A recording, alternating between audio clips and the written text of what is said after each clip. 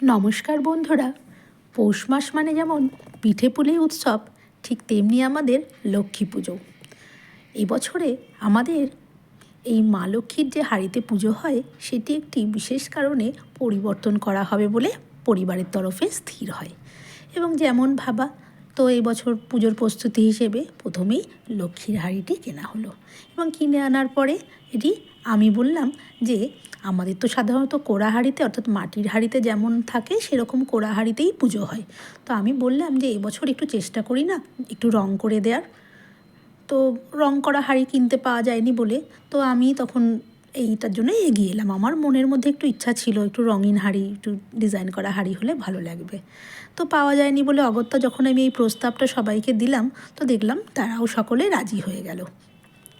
তো যেমন ভাবা, যদিও আমার সঙ্গে রং তুলির কোনো সম্পর্ক নেই, আমার মেয়ে আঁকা শেখে এবং ওকে দেখি রং করতে। তো ওকে দেখেই আমার মধ্যে মনে হচ্ছে এই কনফিডেন্সটা এলো যে না, আমিও একবার চেষ্টা করে দেখি, হয়তো পারবো। আর মা লক্ষ্মীর আশীর্বাদ থাকলে হয়তো নিশ্চয়ই পারবো। তো যেমন ভাবা তেমনি কাজ। তো প্রথমে একটা হোয়াইট বেস কালার করে নিয়ে তারপরে দিলাম লাল রঙটা ওপরের দিকটা লাল রঙটা দেওয়ার পরে মনে হলো পুরোটা লাল রঙ হলে মনে হচ্ছে ভালো লাগবে না হাঁড়িটা।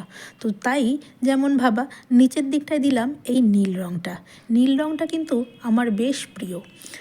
তো আমার ব্রাশ টানার সময় প্রথমবার যেহেতু করছি, তুলির কাজটা করতে গিয়ে আমি দেখলাম এই তুলির দ্বারা ডিজাইন করা আমি যতটা সহজ ভেবেছিলাম মোটেই ততটা নয়। তাই আমি একটি নতুন পন্থা অবলম্বন করলাম, যেটা আমাকে খুব সহজে কাজটা করতে সাহায্য করবে। তা আমি নিয়ে নিলাম বাড়িতে থাকা এই ইয়ারবাডস, আর এই ইয়ারবাডস দিয়েই বিভিন্ন কালারের সাহায্যে করে দিলাম এইরকম ফ্লাওয়ার মোটিভস। এই যে দেখছেন বন্ধুরা আমার তুলির টান, এ দেখেই আপনারা বুঝতে পারছেন নিশ্চয়ই যে কতটা কাঁচা হাত, মানে একদমই প্রথম অভিজ্ঞতা যাকে বলে।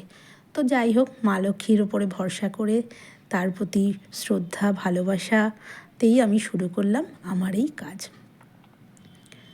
এইবার এই হলুদ বর্ডারটা দেওয়ার পরে আমি ভাবলাম এখানে আর একটা নীল বর্ডারও করব, কিন্তু এটাই ছিল আমার সবচেয়ে চ্যালেঞ্জিং কাজ, যেহেতু এবারে আমাকে বর্ডার করতে হচ্ছিল। তো বর্ডারটা আমার প্রায় হয়ে এসছে, কারণ না হলে না মনে হচ্ছিল লালটা বড্ড ফাঁকা ফাঁকা লাগছে, বড্ড বোরিং লাগছিল।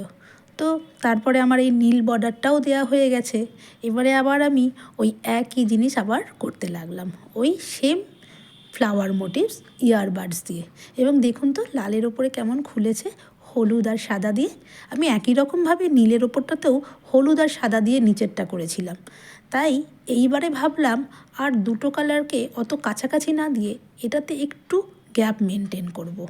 তো যেমন ভাবা তেমনি কাজ, এই হলুদটা দিয়ে একটু দূরে দূরে করে এই সেম মোটিভটা আমি এঁকে দিলাম। তো এটা প্রায় হয়ে এসেছে। আর একটা কাজ তো আপনাদের দেখানোই হয়নি, আমার ভিডিওটা করাই হয়ে ওঠেনি, সেটা হচ্ছে এই পদ্মটা। হাঁড়ির এই সামনের দিকটায় আমি এই সাদা রঙের পদ্মটা এঁকে দিয়েছিলাম, আর তার ভেতরটা করে দিয়েছিলাম পিঙ্ক কালারটা। এই পিঙ্ক কালারটা কিন্তু আমার মেয়ে তৈরি করে দিয়েছিল, অর্থাৎ সৌমি তৈরি করে দিয়েছিল। যেহেতু ওর রঙের মিক্সিং সম্বন্ধে কিছুটা আইডিয়া আছে, তো ওকে আমি ধন্যবাদ জানাই আমাকে এই হেল্পটা করার জন্য।